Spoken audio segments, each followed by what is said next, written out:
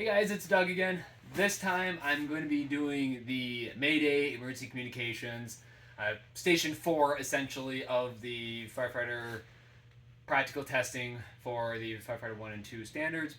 So essentially it's going to be full gear, you're going to have your air pack, you're going to be breathing air, face piece, helmet, gloves, all that stuff, just like with the prior stations for this. You're going to be brought to a room or an area predetermined size, and you're not going to know what's in there basically. Yes, I know there's lights on in here so we can kind of see a little bit better, but that's just for learning purposes. But you're going to walk in there and you're not going to know what you have other than what the proctor is going to tell you.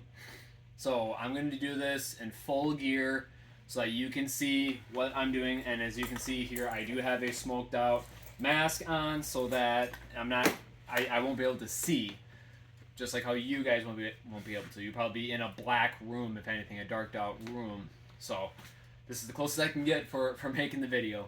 But anyways, so just like with any Mayday, you have to have a routine for this. You're going to have to cover your bases, your mandatories, which is going to be calling your Mayday, doing your lunar, staying calm, activating your pass device when appropriate as well.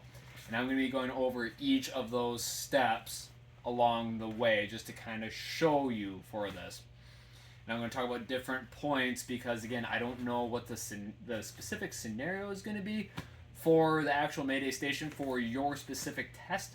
It could be you're just stuck until Rick gets there or a self-rescue. Either way, I'm going to cover it all for you, and you're going to see the process of what to do. So while I'm sitting here, I'm going to turn my air pack on. Turn it all the way on. I'm going to get all my PP on appropriately. Got my hood right there.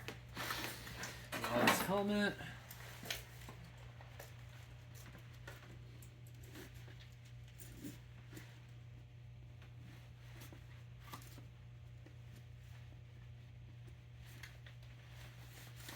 Just like an SCBA inspection and donning and search and rescue, all straps have to be covered. Nothing can be sticking out. So make sure that no skin is showing. Last minute check for that. Get my helmet on.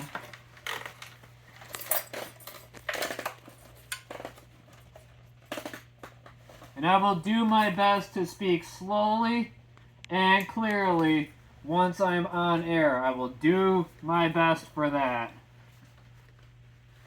So make sure that I got everything squared away as possible. There we go. Gotta get my gloves on. And I'm gonna go on air first before I put my last glove on.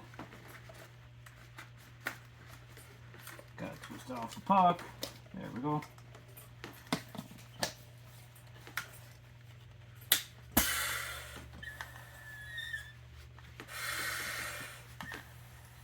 Thankfully, gloves only go on one way. Alright. So just like in the scenario, you're going to be brought to the room, and you're going to be told to kneel, lay down, crouch, whatever it is. So, practice is going to say, go ahead and start. So now I'm going to say, okay, first off, I'm going to stay calm. I'm going to conserve air. And I'm going to start out calling my Mayday. Mayday, Mayday, Mayday. Make sure you say it 3 times. Proctor should come back and say, go ahead with the Mayday. I'm going to say, so now I'm going to start my lunar report, Lunar. So this is firefighter Keo. I am in a 2nd floor structure. I am disoriented. I don't know where I'm at. I was assigned interior attack. It can be my number 26, or 1st attack team or 2nd attack team. It's going to be different per department. Let's make up a whatever numbering system. LUNA. I have a full bottle of air. I just got into the structure and got disoriented 5 minutes after entering the structure. I would actually check it, but I can't check it because of the smoke out mask, and it covers my heads-up display here so I can't see. And R, resources needed. Please send a RIT crew with a with a RIT pack and some extra hand tools to make sure I can get out. Command will say, copy the Mayday and the Lunar report. We'll send in resources. Do what you can to get out, or however they're going to word it. So right now, my report's done. I activate my pass device. Alright, as soon as I get the right button. There we go. Now, in real life, you're going to keep that going. I turned it off so that you can still hear me. So that would be going off. I know I have a flashlight right here. I'm going to turn on my flashlight and make sure that it's visible as well. I'm just going to turn it off for right now so it doesn't blind you for the camera. And since I can move, I'm going to try and self-extricate myself. If I'm stuck and I can't move, I'm going to stay where I'm at. I'm going to make sure that my light is pointing up, or at least in a pattern that can be visible, and then activate my pass device and make sure that it can be heard when it's activated. And then I'll turn it off before I speak. And then I'm going to remain calm, control my breathing to conserve my air if I'm in a situation that I can't get out myself. So now, in a situation that I can get out, now I'm going to move on to the next step. I'm going to try to find a wall. I'm going to try to find my hose line. Whatever it is, I'm going to try to reach out for it. I can't see where I'm at. And remember, my pass device is going off during this process too. So as I'm looking. Alright, this feels like a hose line. I don't know which way I gotta go, so I gotta follow one way or the other. I can pull. They're both loose. So I'm just gonna go to my left right now. I'm just gonna follow it.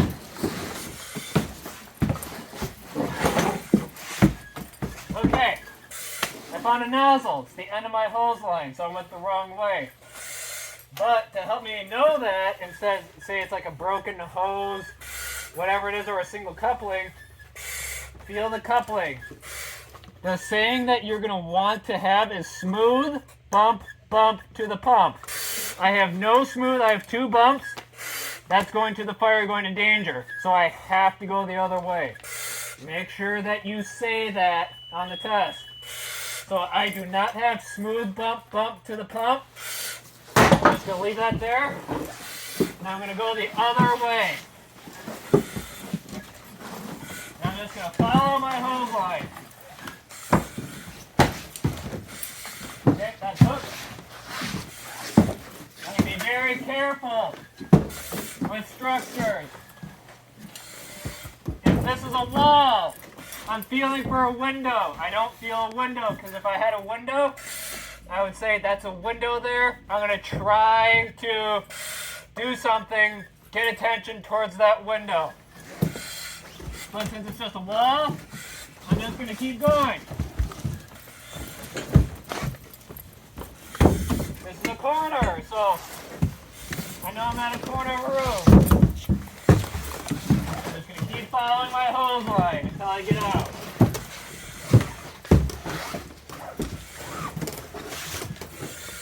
Alright, I got a coupling. As I'm following it, smooth, bump, bump, goes to the pump. So that tells me that I can get out the structure if I keep following this direction on the hose line. And it's pretty tight, so I can keep following it if I want to. So I'm not going to continue into there, because it's about another 200 feet of a maze. But say this is my exit door, I get out. So there's that method. If I did not have a hose line, so no hose line, I gotta find a wall. So I'm sweeping. That's a wall right here. Okay, if I found a wall, not looking for a window or door. That's a window. I need to either throw some stuff out there, get attention, whatever it is, to get a ladder to that window. So there's that method, or See, there's no window there. Keep going.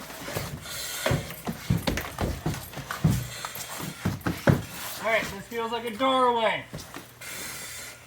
I can go through this doorway. I have to make sure that's not a closet, a bathroom, a one way in, one way out. So I'm going to feel it. I'm going to keep my foot right here, and clearly this doorway, that doorway keeps going, so I know it's not a closet or a bathroom. And it feels good. It's not getting hotter, it's more tenable.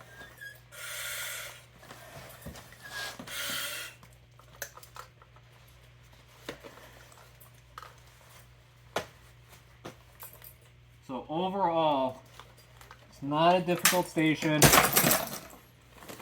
but it's very easy to let yourself get caught up in the moment for it.